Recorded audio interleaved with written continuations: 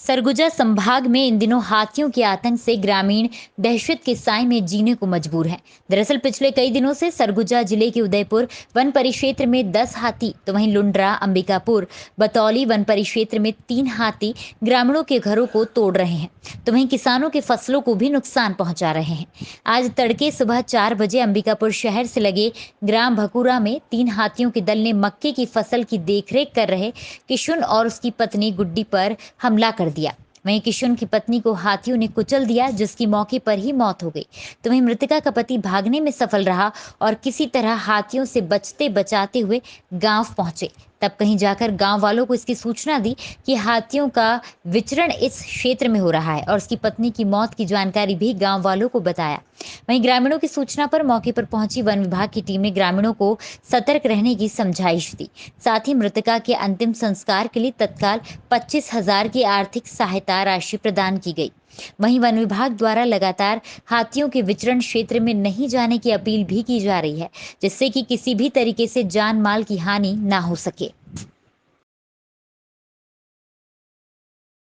अभी सरगुजा जिले में 2 जगह पे हाथियों का विचरण है। एक तो 10 हाथियों का दल उदयपुर वन परिक्षेत्र में विचरण कर रहा है, जो अभी करम कटरा का जंगल जो बोलते हैं अलकापुरी के पास में, वहाँ पर रुका हुआ है। और एक 3 हाथियों का दल है जो सीतापुर हो उससे लुंड्रा होकर के इधर अंबिकापुर के भकुरा ग्राम के समीप जो जंगल है वहाँ पर भी विचरण कर रहा है।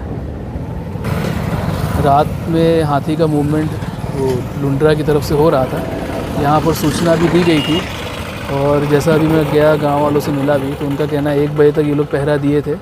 तो कल रात में हाथी थोड़ा आगे बढ़ गया था, तो वापस से ये लोग अपना मक्का वगैरह लगाया हुआ था, तो उसको बचाने के लिए जब हाथी आगे बढ़ गया तो ये बाहर में सो रहे थे। लेकिन रात में करीब जंगल में हाथी का मूवमेंट फिर से इधर की ओर हुआ और इनको लोगों ने फ़ोन भी करने की कोशिश की, लेकिन ये लोग शायद देख नहीं पाए। और सुबह में महिला और पुरुष साथ में सो रहे थे, तो पुरुष तो जो थे उनके पति वो तो भाग गए, लेकिन वो थोड़ा चपेट में आ गए, जिस वजह से उनकी डेथ हो गई।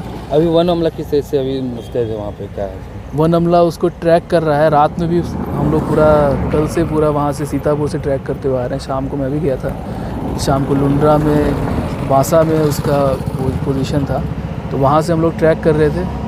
अभी भी वो जो पास का जंगल है उसके पास में हमारे मित्र दल के लोग, फॉरेस्ट के स्टाफ उसको नज़र बनाए हुए हैं कि जहाँ से भी वो निकलेगा उस हिसाब से आसपास के जितने गांव हैं वहाँ पर भी सूचना दे दी गई है।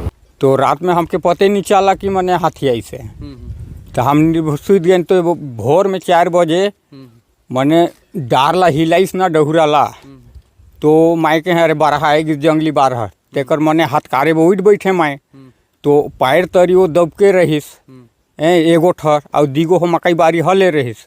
तो माए कहिया वो पैर का तीला नहीं ले हम टिकरा बाला ले हैं तेकर मैं टिकरा में चढ़ हैं, तो ओतरा ले कहिया वो बारी में रही ते मन कोई दिन निकलिन दीगोट मन, तो ओतरा ले तो ओकर उठत ले मने वो पैर तरी रहते है धैर्य पाटी खाटी गए केकर उठत ले हमरे जगह गुड्डी के उठत ले। कौन रही? हाँ, तोर मोर पत्नी रही। अच्छा, संगे सुत हो पढ़ा देत रहा। हो फिर का होइस?